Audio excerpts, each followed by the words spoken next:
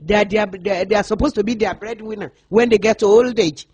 But now, they are useless. Because that's the way I will look at it. They are devastated. They don't even know what to do. They are there mourning every day over these children. I want the international community to please come around and help us.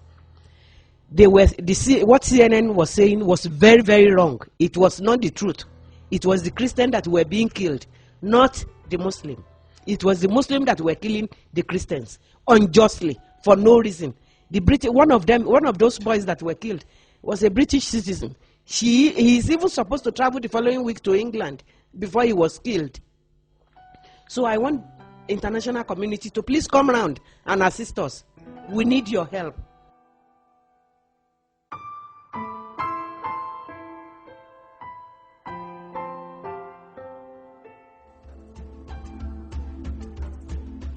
Who shot you?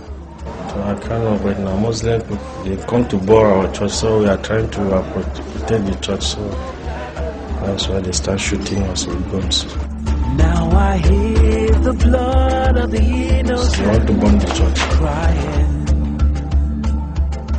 Where did they shoot you? They shoot me here. Let me see. What is this? I hear the voices of strangers drawing their swords and their guns to bring chaos. Destroying the land that our fathers have built, killing the children our mothers bear. Why all the mess in the name of our God? He just had a shot on his chest here. He just gave up. That's how he just passed away.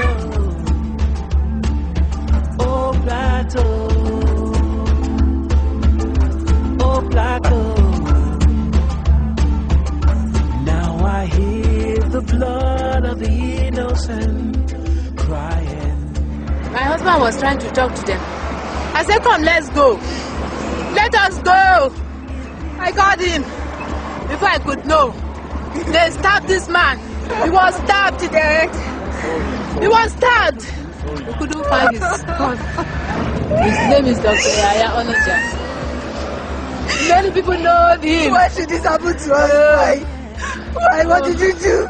If I can find the dead body, I'll be grateful to find the body. They should just give us. If I can find the dead body, because it's why this thing happened. Because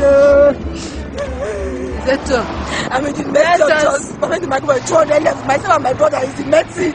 I heard my brother was one that was killed now. He's a postgraduate student. Killed him. He has finished. Where am I? Mommy, your if I can find the cup of this man and his son. If I can find the cup. At the end of our lives, we'll still continue. So far there's life, there's hope. So far there's life, there's hope. I mean, we'll move on with our lives.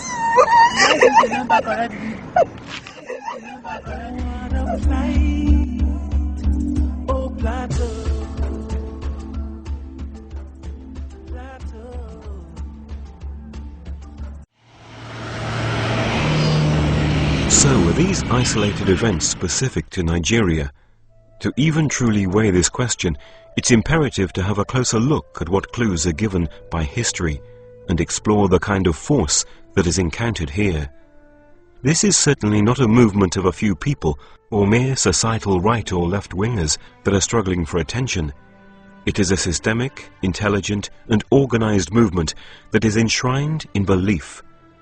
This movement is extremely focused and uses tried and tested methods that have produced results over centuries. One of the strongest aspects that are not easily taken from any human being is faith, no matter how misguided it may be. This is instilled in their whole system from birth. It is not by choice, but simply the only way of life. Anyone outside of this system is the enemy that either has to be brought into subjection of this system by various laid-out methods, or has to be destroyed.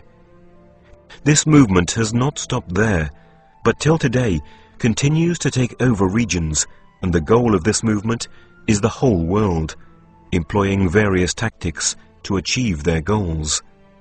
Doctrine of immigration. They immigrate to different places with a view to assimilate the region into their system. This approach is used in a subtle manner, such that when they originally gain access, it seems that they are being assimilated into the society. Muhammad used this method prior to 622. At this stage, they seem peaceful, but once they have a strong base, they begin to demand rights to establish their system, legally, politically, educationally, and financially. Doctrine of abrogation. Their way of life is guided by two sources. The first, they say, are the words of God, received through an angel, and the second records the life of the pioneer of this movement. In the first book, there are earlier verses that instruct a peaceful code of conduct, but there are also latter verses that supposedly overwrite the earlier verses. So the radical part of this movement is more likely to apply this doctrine to justify violence. The pattern does match up with the pioneer who was peaceful in the earlier days in Mecca, but became violent when he gained strong followers and military strength. Doctrine of deception. Their code of conduct indicates that they should wage war, and that deception is part of this war. So, they are expected to be cooperative and smile with their faces, whilst they curse the non-believers in their hearts. Basically, they are to portray themselves when they are not